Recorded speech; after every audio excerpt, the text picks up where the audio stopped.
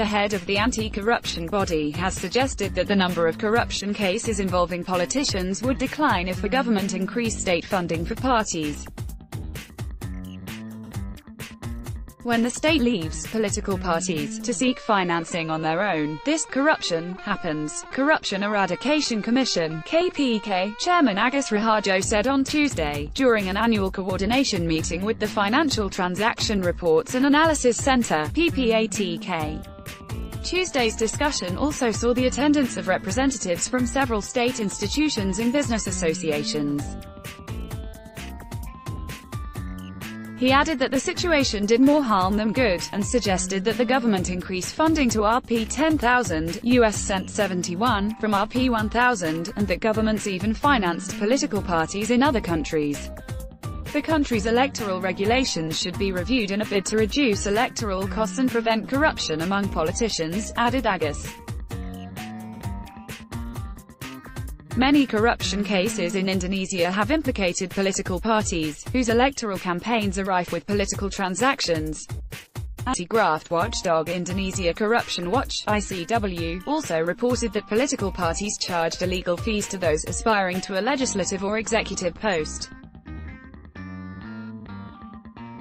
Last year, the KPK arrested top Golkar politicians Eni Maulani Saragi and former Social Affairs Idris Marim for their alleged involvement in an Rp 500 million $35,742 graft case on the development of a coal-fired power plant (PLTU) in Riau province.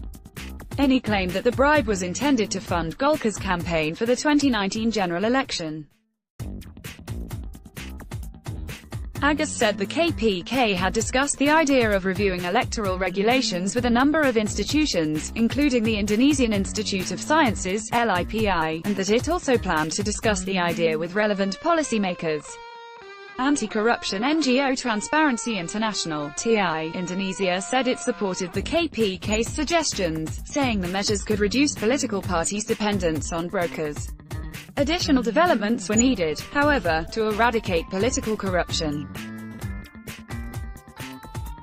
TI Indonesia Secretary-General Dadang Trisasongko said the government should develop measures to prevent politicians from rigging state and regional budgets, procurement processes and licensure. If these ways are not developed, state funding will only be seen as a kind of pocket money for political parties, said Dadang.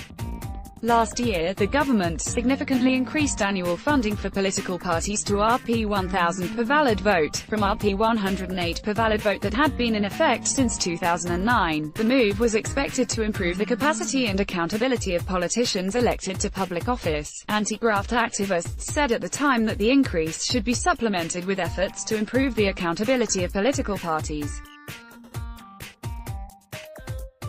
Some state institutions also argued over the funding hike, with the Home Ministry suggesting Rp 5,400 per valid vote, while the Finance Ministry stood firm at Rp 1,000 per valid vote. DAS